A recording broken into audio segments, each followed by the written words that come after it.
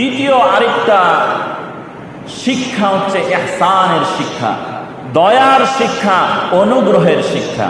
হযরত ওমর ইবনুল খাত্তাব রাদিয়াল্লাহু তাআলা আনহু থেকে বর্ণিত, আল্লাহ রাসূলকে জিজ্ঞেস করা হলো, মাল ইহসান ইয়া রাসূলুল্লাহ, ইহসান কি জিনিস? আল্লাহ রাসূল সাল্লাল্লাহু আলাইহি ওয়াসাল্লাম বলেন, আন তা'বুদাল্লাহা কাআন্নাকা তারাহু, আন তা'বুদাল্লাহা কাআন্নাকা তারাহু ফাইন লাম তাকুন তারাহু ফাইন্নাহু ইয়ারাক। ইহসান হচ্ছে এমন জিনিস, তোমরা আল্লাহ তাআলার ইবাদত এমন ভাবে করো যেন তুমি আল্লাহ তাআলাকে দেখতে পাচ্ছ।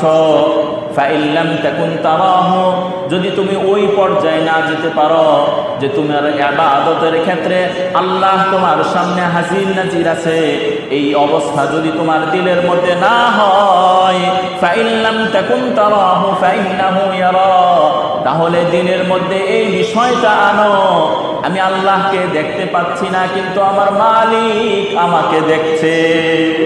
এই বিষয়টা অন্তরের মধ্যে আনা যায় কিনা, যে আমি আল্লাহকে দেখছি না কিন্তু আল্লাহ কি করতেছে, আমাকে দেখতেছে। এই অবস্থাটা যদি দিলের মধ্যে আনেন, তখন দেখবেন আপনার ওই আমলের মধ্যে ইখলাস তৈরি হইতে থাকবে। যেমন আপনি একবার বললেন সুবহানাল্লাহ, তো এভাবে সুবহানাল্লাহ বললেন, আর দিলের মধ্যে আসলো যে আল্লাহ তাআলা সমস্ত নাজ নিয়ামত কুদরত সব আপনার চোখের সামনে। যদি এই হালত না হয়, তাহলে এই হালত দিলের মধ্যে রাখেন, আমি একবার সুবহানাল্লাহ বললাম, তো আমার বলার সাথে সাথে আল্লাহ আমার এই আওয়াজটা শুনেছে। যদি দিলের অবস্থা এমন হয়, তো ওই সুবহানাল্লাহর জন্য সুসংবাদ হচ্ছে জান্নাতে এমন একটা গাছ লাগানো হবে, ওই গাছ এত বড় হবে যে একটা ঘোড়া দীর্ঘ সময় দৌড়াবে, ওই গাছের ছায়া শেষ করতে পারবে। এই সুবহানাল্লাহ এত দামি। আর আমরা সুবহানাল্লাহ হলো আন্তাজি, সুবহানাল্লাহ কি যে বলতেছে আল্লাহ কি ভালো জানে। আবেগের সাথে, ইখলাসের সাথে, আশা আর ভয়ের মাঝামাঝি যদি আল্লাহকে ডাকা যায়, অবশ্যই আল্লাহ তাআলা সেই কথা শুনবে।